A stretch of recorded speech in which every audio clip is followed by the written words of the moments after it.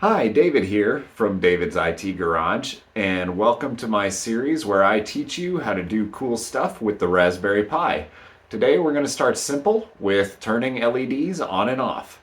LEDs, while they are super simple as far as Raspberry Pi components go to operate, are actually going to be something that you probably use in almost every one of your projects. At least that's been my experience. I use them all the time. That being said, let's spend a few minutes getting to know them. All you'll need, of course, is an LED. We'll need a resistor, in this case a 220 ohm resistor. You'll probably want a solderless breadboard, and you'll want some DuPont wires. So the way we're going to determine what resistor we're going to use is we're going to use the formula resistance is equal to voltage over current. We have 3.3 volts from the Raspberry Pi, and we want no more than 15 milliamps. And that'll be 0.0015 amps in this equation. When we crunch all that math out, we end up with 220 ohms. So we'll use a 220 ohm resistor. So here we've got everything hooked up to our Pi. I am using the ground pin here. That's our black wire. And then I'm using GPIO number 26, way down here. This green dot here, that's where our green wire is going to. And there's a top view of those pins. Now, let's come over and take a look at the board here.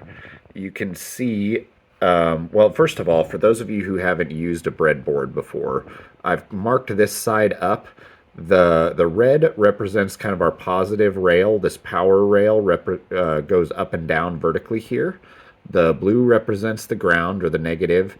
And then these rails here in the middle run horizontally. So the white-black alternating shows these different rails running across here. So with that knowledge in mind, let's move over here. This green wire, remember, is coming from our GPIO pin. This is the one we're going to control with the code, running into our the long end here of our LED. Right, that's the side that we want hooking up to the Pi, and then our shorter end, we can see comes over to our resistor, our 220 ohm resistor, runs into ground, and ground wire back to the Pi. Don't forget to like and subscribe. So I'm here on my Raspberry Pi 4, and I've just created a new folder called LED Demo. I like to use Visual Studio Code as my editor, so you might want to install that. You can use any other code that's here, Thony or whatever. But we're going to open this one up, and I'm just going to make a new file and call it led.py. First thing we're going to do is we're going to import our GPIOs, so our pi.gpio as GPIO, and excuse me, I made a mistake here. Our pi.gpio, and we're going to want to set our mode as BCM.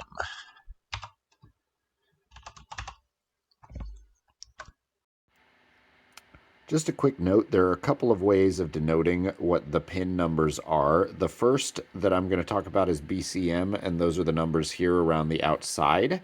The second is just board, and those are the numbers here that you see on top of the actual pins here, on top of the circles. The BCM is going to be the preferred method and the more generally accepted way of doing it. But sometimes the board can be a little bit easier because the numbers are sequential. So if you're a beginner, you might consider using the board. I, however, will go ahead and use the BCM numbering on the outside. We're going to go ahead and set our warnings to false. And this is just going to turn off things printing to the console to let us know the status of our pins. And then to turn on the LED, we're going to have to first initialize it. So we'll type gpio.setup, and I have it attached to pin number 26. So we're just going to type 26, comma, gpio dot out, and this is going to allow it to deliver that 3.3 volts of power. And when we run the program, we're going to output on pin 26. We're going to turn it to a state of high. Now, I want to leave it on for a minute, so I'm going to actually import another tool, import time, and I'm going to put time.sleep, and this is going to just keep that light on for however many seconds I put in here. So let's just keep it on for 5 seconds, or yes, 5 seconds.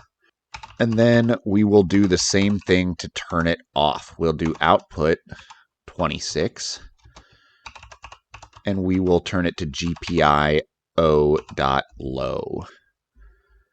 Now, to run this from VS Code, we can come up here to the top and click Terminal, New Terminal, and we'll simply type Python led.py.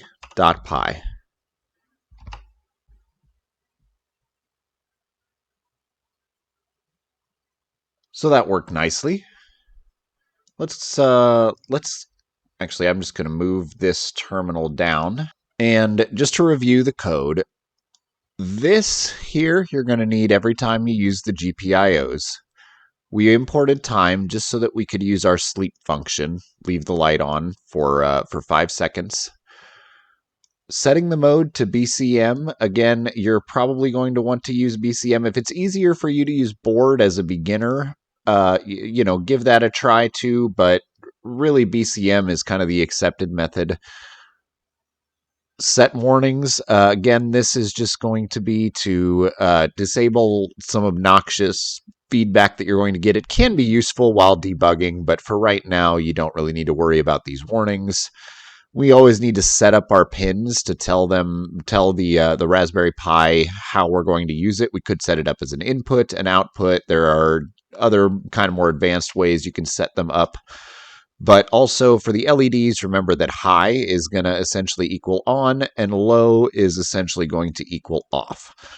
One more cool thing you can do, especially if you're going to be using multiple LEDs, for those of you who aren't familiar with coding or Python, is just to set the pin as a variable. So I might call this green LED pin equals 26.